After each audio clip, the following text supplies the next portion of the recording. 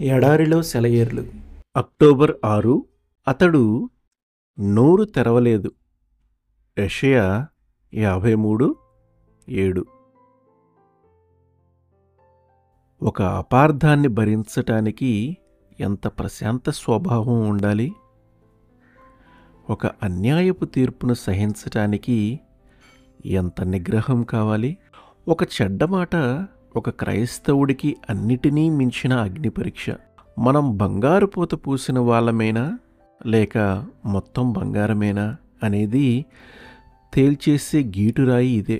శ్రమల వెనుక దాగి ఉన్న ఆశీర్వాదాలను మనం చూడగలిగితే, షిమీ తనను దుర్భాషలాడినప్పుడు దావీదు అన్నట్టుగా ఇలా అంటాము, అతన్ని శపించనీయండి.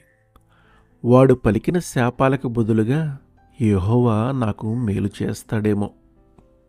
కొందరు మనుషులు తాము జీవితకాలమంతా జాగ్రత్తగా అభివృద్ధి చేసుకుంటూ వచ్చిన భక్తి ప్రపత్తుల నుండి దారి తప్పిపోయి తమకు జరిగిన అన్యాయాలకు తమ శత్రువులతో తలపడుతూ ఉంటారు.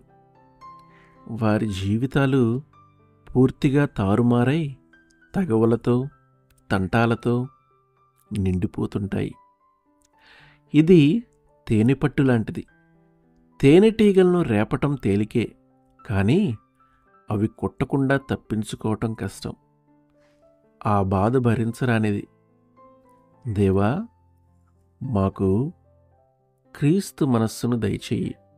ఎందుకంటే ఆయన అపహాస్యం పాలైనప్పుడు కోపం తెచ్చుకోలేదు, కానీ న్యాయమైన తీర్పు జరిగించేవాడికి లోబడ్డాడు.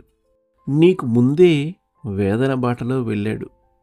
అణవత శిరస్సుతో గాయాలు భరించాడు. అంతులేని దుఃఖం బాధలు చవిచూశాడు.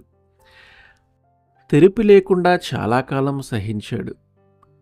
దురిత సర్పపు కాటులో విషాన్ని పరిగ్రహించాడు. ఒక్క నెత్తుటి బొట్టు కూడా ఉంచుకోలేదు. నీకంటే ముందే నీకోసం విజయం సాధించాడు. నిన్ను మహిమ కాంతులలోకి తేవాలనే. ఆమేన్.